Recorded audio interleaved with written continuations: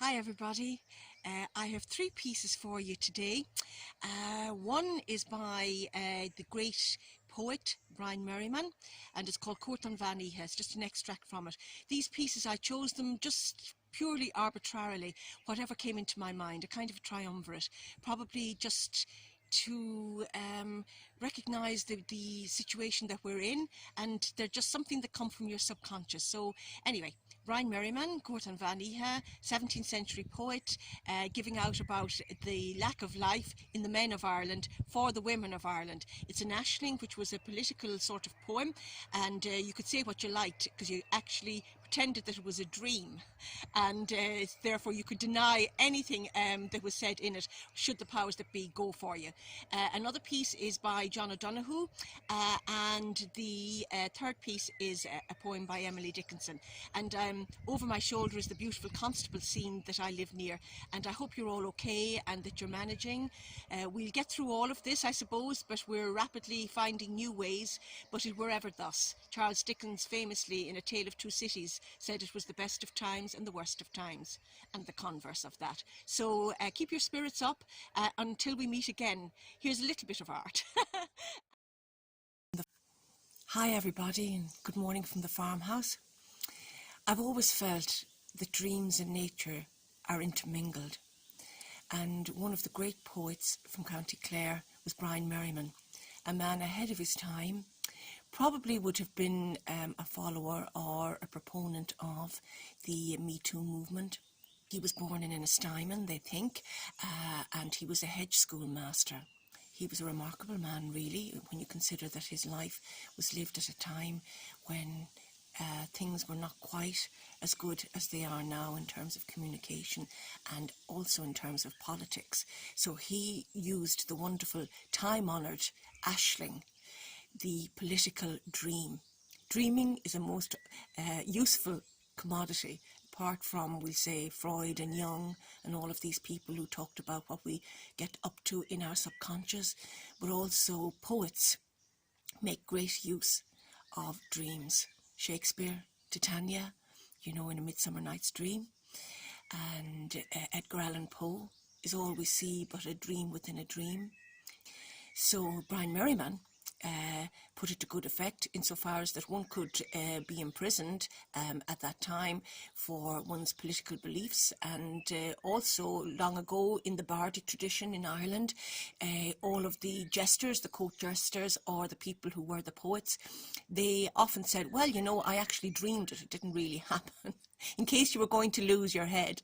So in this particular poem, there's also this fantastic mythic quality about the feminine, and the feminine principle here in County Clare, and also universally, the idea of the hag, the idea of like the female being a threat, and being something like one of these Homeric furies or harridans, or hags like the Hagabera, and also the nubile young woman, and the different ideas, the triumvirate. Very interesting, all mixed up in this wonderful country that is ours. And he talks about in Cuairt an Bheannaithe, yourself is the woman that we're glad to see, evil queen of Carricklee.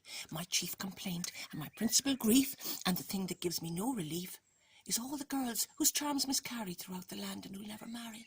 Bishrowel maids without house nor home, left at their side, with through no fault of their own. And here am I, while the tide is flowing, left high and dry. Sure, wouldn't you think that I'd be a fright to be shelled before I get started right? Heartsick, bitter, dour and wan, unable to sleep for the want of a man. All with their likes can mix and mingle, while I'm going savage, and sour, and single. What'll I do? Up County Clare. This is me trying to be ambidextrous, multitasking, etc., etc., etc.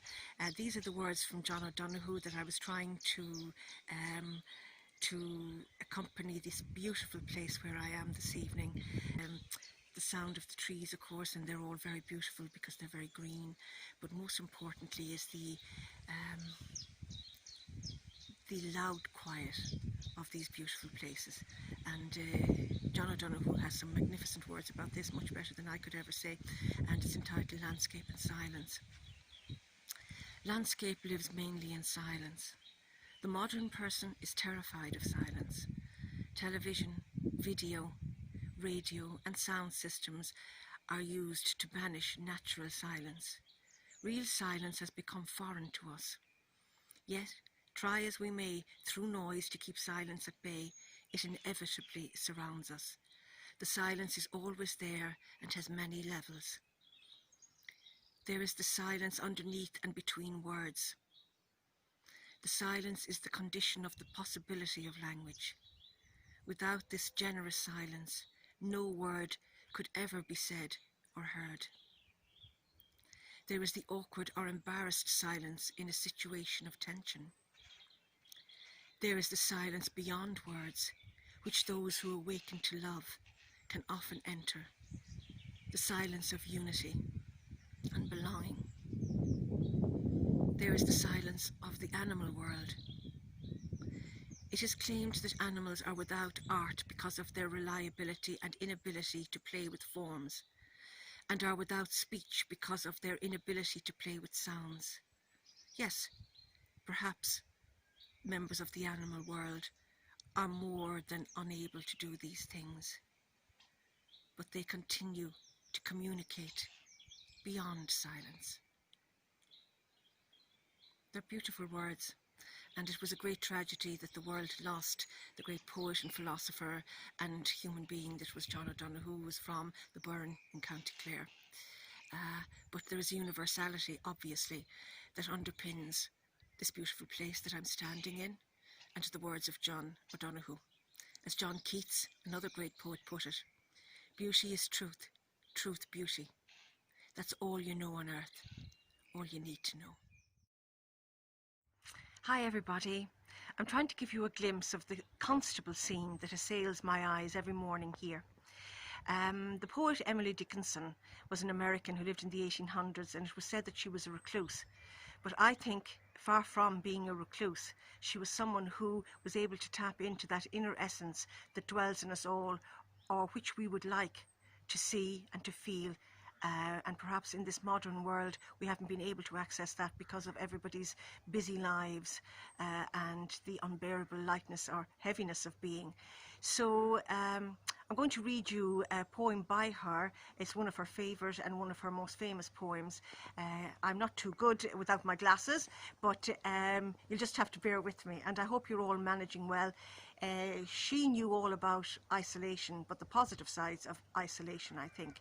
So this is Hope is the Thing with Feathers by the great poet Emily Dickinson. Hope is the thing with feathers that perches in the soul and sings the tune without the words and never stirs at all. And sweetest in the gale is heard, and sore must be the storm that could abash the little bird that kept so many warm. I've heard it on the chilliest land and on the strangest sea, yet never in extremity did it ask a crumb of me. How lovely. Isn't there something about the silence of the land which calms the soul? I hope that you find whatever it is or wherever it is, it dwells in your life. And one last thing, ne temere. Don't be afraid.